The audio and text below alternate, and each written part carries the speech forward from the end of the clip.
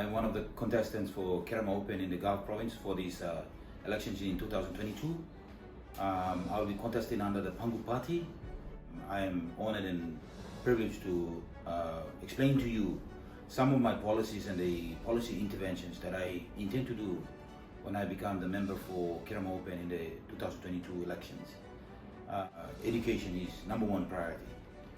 As you all can see, education is lagging behind in the Gulf province. We remain one of the least developed province in terms of education. Poor infrastructure, poor schools, lack of proper teacher training, lack of staff houses, and the list goes on. So we have prioritized education as one of the pillars that we want to work on, and we'll be prioritizing and putting a lot of emphasis and focus on education in the Gulf province. We have already done some of the initial works. As you all know, we've secured 800,000 that we were able to secure through the Department of National Planning and Monitoring, and we distributed those payments to 10 schools, 10 selected schools in Gulf province. We were able to collect 80,000 each. From this 80,000, they were able to renovate some of the infrastructure, buy new water tanks, fix the solar lights, buy the necessary things, and also carry out building of teachers' houses, as you can see in Kopo and many other communities right across Kerema district. So some of the policy interventions that I've come up with, and these are all captured in my key pillars of developing the next 5 years. If I can state it down here. Upgrade and maintain all existing infrastructure in the electorate, especially roads, bridges and jetties. As you can see, some of the roads have been badly gone from bad to worse.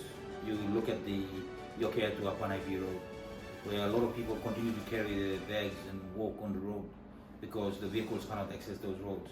You look at the Meporo road, you look at the Uriri road, you look at the airport to Kerema road, you look at the Kerema Township road, and then you look at the mountains. They've been without a road since independence, and they continue to walk for days to receive the nearest health center, to receive health services, education services. Life has become very difficult for them. So roads and infrastructure remains one of our key priorities if we win these elections. We intend to promote human resource development with scholarship for teachers and nurses as focal priority. We intend to establish the Kerema District Tertiary Assistance Scheme, whereby we have developed a policy framework which we will use as a guideline to sponsor and students from the Gulf province. We intend to train up to 300 nurses in the next 5 years. We intend to train 300 community health workers and teachers in the next 5 years. We'll give them full scholarships to go to Kapuna nursing colleges. We'll send them to Veifa Nursing College and Sacred Heart Teachers College to receive full scholarships.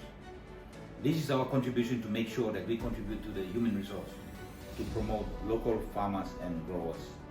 This is the agriculture sector that remains untapped.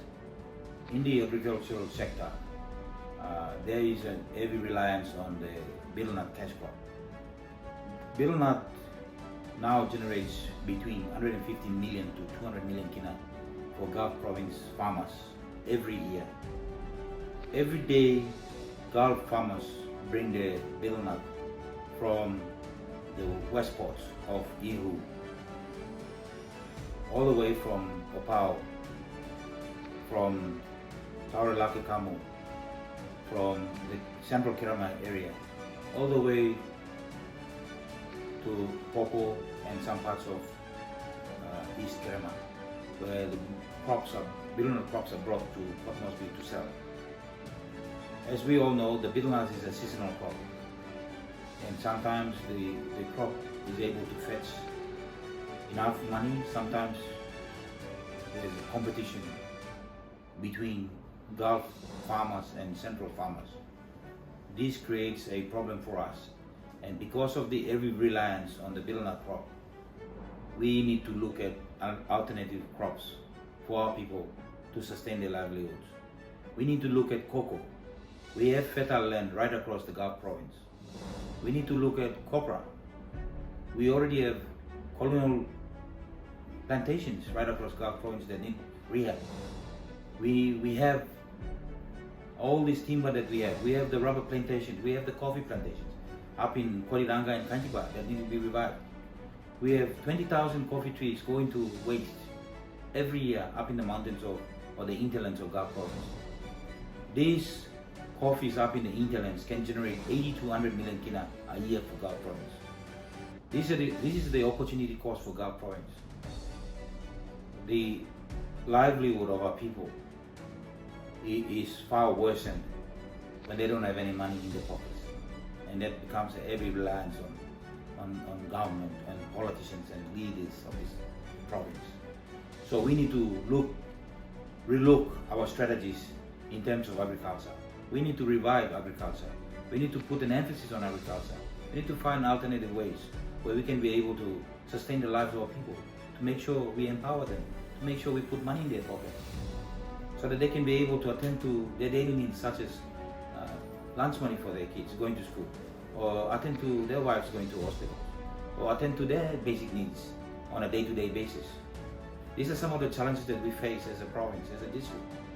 And the next pillar that I want to discuss is to create an economic corridor to cater for the multi-million kina Papua LNG.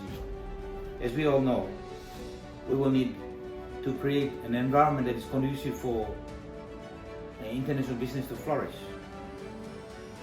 The multi-million LNG site will require food. They will require manpower. Where do they get the manpower from? Where will they get the food from? Where will they source the services from? These are some of the things that we need to look at. Are we equipped? Do we have the knowledge? Do we have the expertise to provide some of the skills that they will require? Are we able to provide the labor? Do our children and our people have the expertise and the training and the knowledge to participate in the project?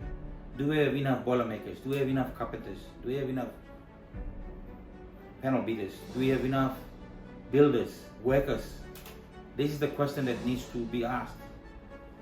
So there needs to be an emphasis on providing a conducive environment where kids can be able to go to technical schools, to go to vocational schools to acquire the necessary skills to participate in these projects. We need to develop a vibrant fishing industry in the Gulf province where we are not allowing our fishing stock to be exploited by foreign vessels, which is the case right now. Our people continue to be deprived of the natural resources through the marine resources such as fish, lobsters, crabs.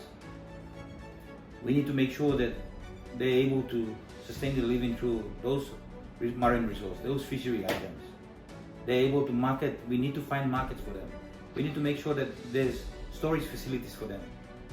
We need to create markets for them, both domestic and locally and internationally. They need to be able to sell their produce to international markets. So these are the things that we will look at. We will look at looking at the fishing industry. We will look at the agriculture industry. We will look at the small-scale logging. We will look at small-scale alluvial mining. These are some of the things that our people can do, and they can do better. So we will try to empower them to make sure that they can be able to earn an honest income for themselves. We must elect good leaders. We must elect leaders with integrity, leaders with quality, leaders with the expertise, leaders with the background in sourcing financing, leaders that know what are their responsibilities, leaders that are transparent, not just for their tribal groups. The next Kerema member must represent the entire tribes, the entire people of Kerema district. He must be the member for the people of East Kerema, the member for the people of Taurulakamu, everyone in Central Kerema, everyone in Kerema Urban, in the Paruma area, up in the mountains of Kaintiba, up in the mountains of Koriranga. The leader must be able to represent everyone. He must be fair, he or she must be fair to everyone. Think about the future of your children, think about the future of our province, think about the long-term effects of your vote. Make the right choice. Vote Thomas Opa.